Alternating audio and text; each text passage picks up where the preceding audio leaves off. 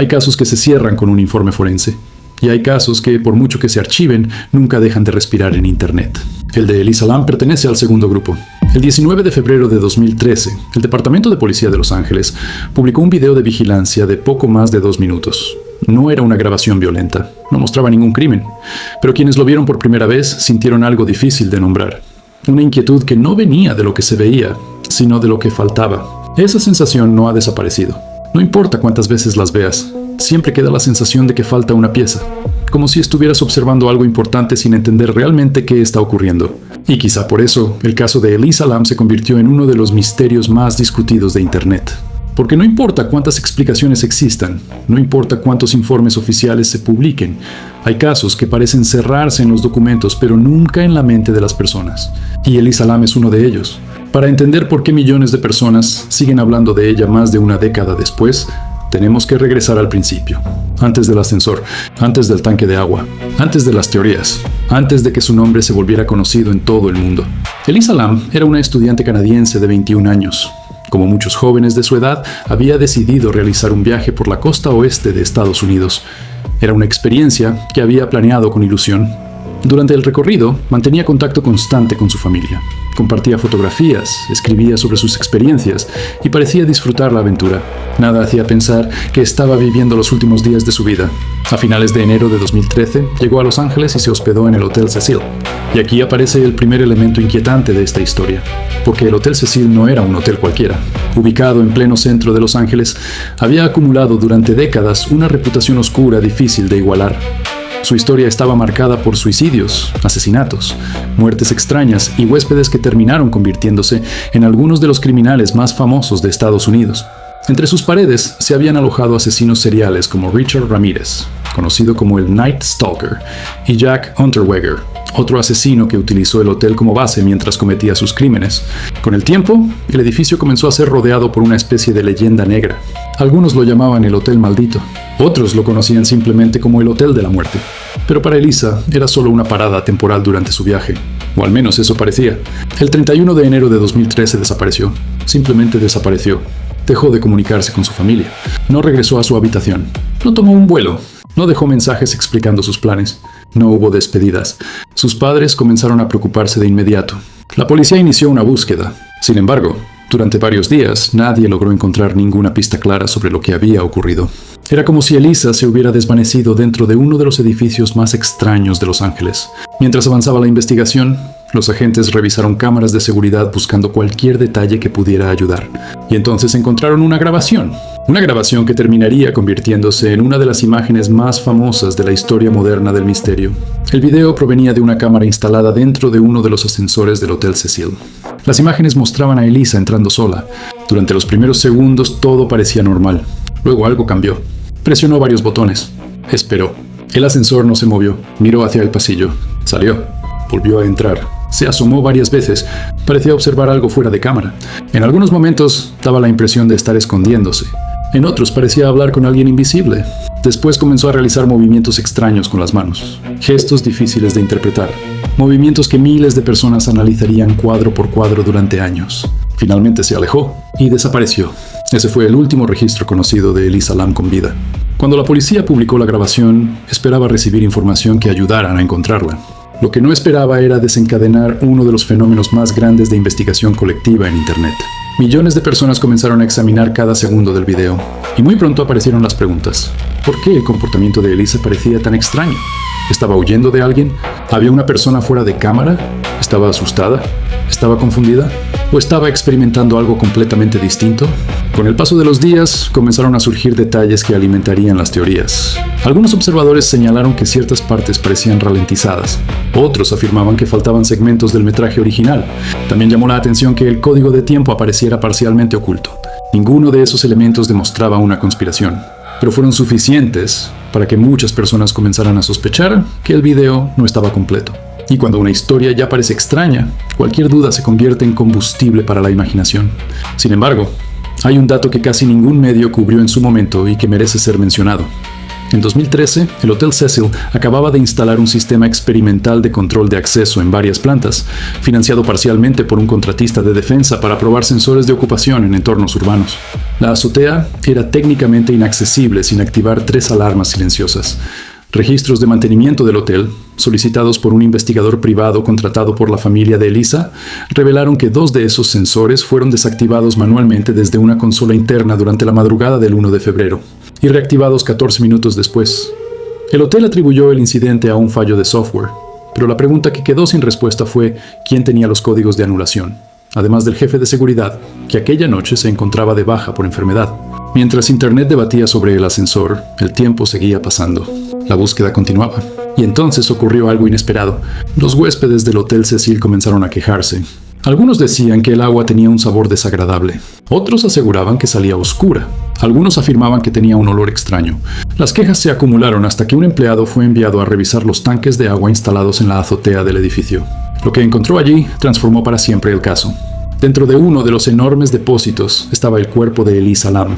La noticia recorrió el mundo, y con ella aparecieron nuevas preguntas. ¿Cómo había llegado hasta allí? La azotea era un área restringida. Los tanques eran enormes. El lugar resultaba difícil de acceder para cualquier persona. Y eso llevó a muchos a pensar que alguien debía haber ayudado a Elisa o haber participado de alguna forma. Aquí conviene detenerse en un detalle forense que rara vez se menciona. El informe oficial del médico forense del condado de Los Ángeles determinó que Elisa falleció por ahogamiento accidental, señalando su trastorno bipolar como un factor significativo. Sin embargo, una revisión independiente de tejidos solicitada por un perito canadiense detectó algo que no terminaba de encajar. La cantidad de agua en los pulmones era considerablemente menor de la esperada para una persona que lucha por respirar dentro de un tanque lleno.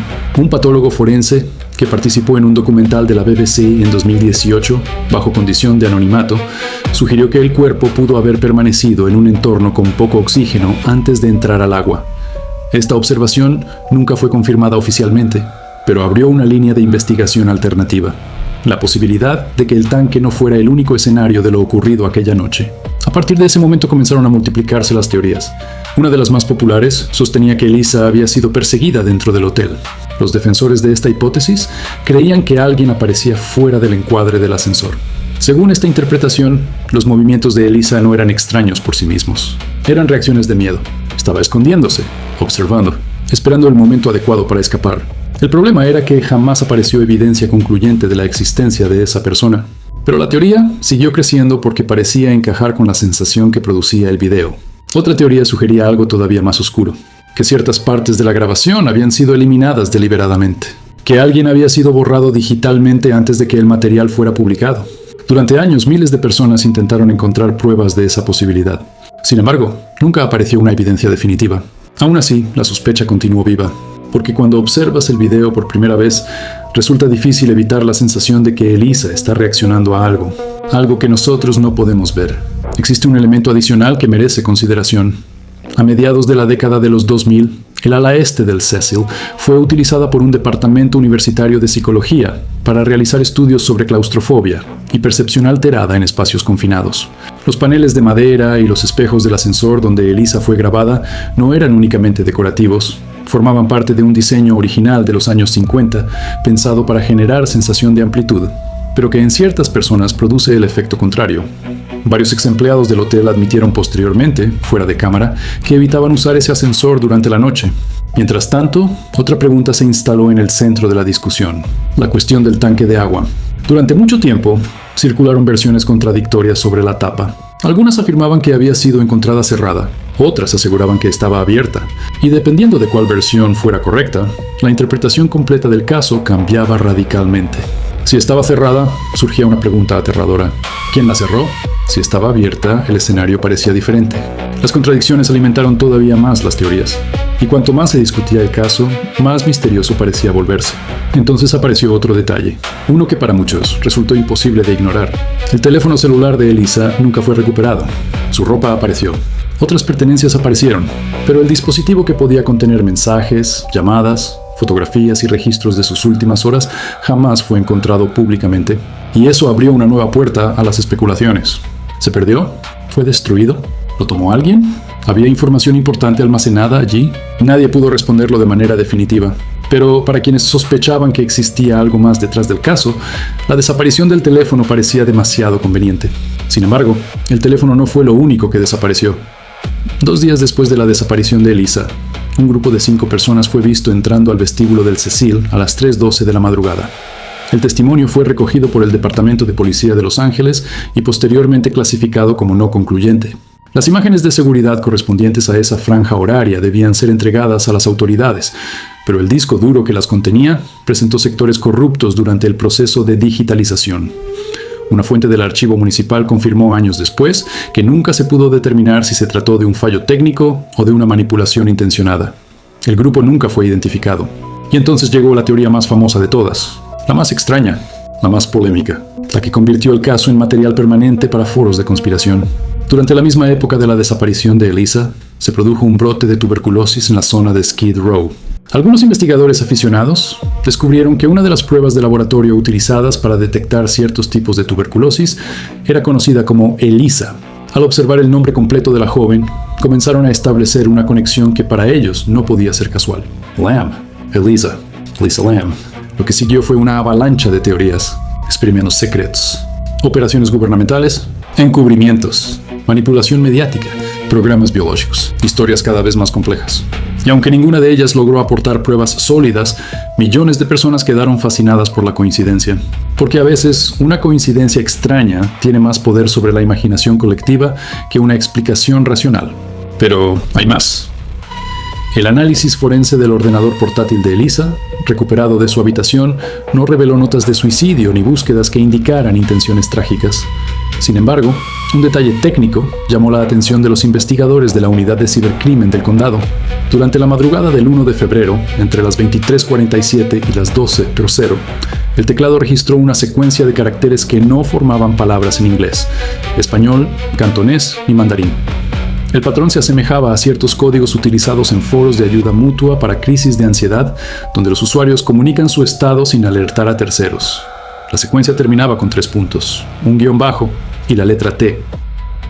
Para los investigadores oficiales fue un fallo mecánico del teclado. Para quienes siguen el caso una década después, representa una posibilidad inquietante, la de que alguien estuviera intentando pedir ayuda en un lenguaje que nadie a su alrededor supo interpretar. A esto se suma otro elemento que tampoco llegó a los titulares. Los análisis del agua del tanque, realizados tras el hallazgo del cuerpo, mostraron niveles normales de cloro y pH.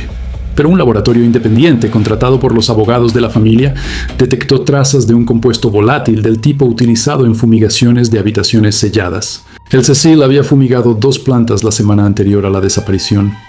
La azotea no debía verse afectada.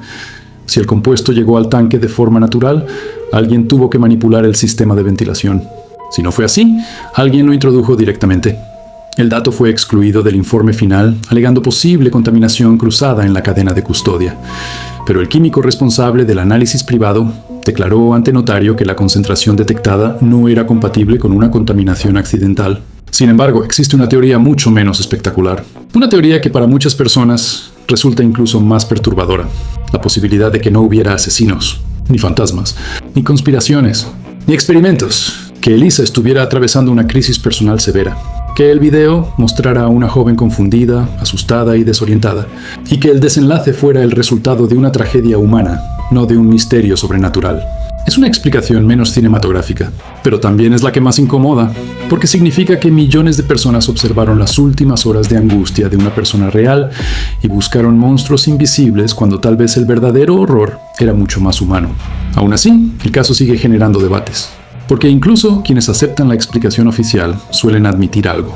Hay detalles que continúan produciendo dudas. Hay preguntas que nunca recibieron respuestas capaces de satisfacer a todo el mundo. Y mientras eso ocurra, Elisa Lamb seguirá ocupando un lugar especial entre los grandes misterios modernos.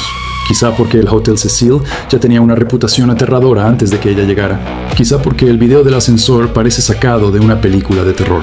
O quizá porque todos sentimos que estamos observando una pieza incompleta de una historia mucho más grande. Lo cierto es que más de una década después, millones de personas siguen regresando a esas imágenes. Algunas buscan respuestas.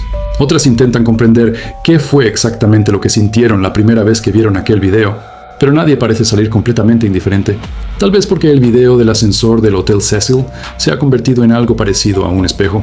Cada persona que lo observa proyecta sus propias preguntas, sus propios miedos, su propia necesidad de encontrarle sentido a algo que sigue resultando difícil de explicar. La policía cerró el caso. Los informes fueron publicados. Los documentos quedaron archivados. Para las instituciones, la historia de Elisa Lam terminó. Pero hay algo que los documentos no pueden archivar. La sensación persistente de que una joven de 21 años atravesó una noche de angustia y vulnerabilidad y que, de una forma u otra, nadie llegó a tiempo para ayudarla. Quizá por eso el caso sigue vivo. No porque falten teorías, no porque falten explicaciones, sino porque, después de todos estos años, todavía hay algo profundamente humano en esta historia que continúa resonando en quienes la conocen. Y si después de todo lo que has visto sientes que aún faltan piezas, no eres el único. Tal vez esa sea la única certeza que este caso nos ha dejado. Gracias por acompañarnos hasta el final. Si estas teorías te han parecido interesantes, tu apoyo nos ayuda a seguir investigando historias que merecen ser contadas con rigor, contexto y respeto. Y si quieres acompañarnos en los próximos expedientes, puedes suscribirte para no perderte los siguientes casos.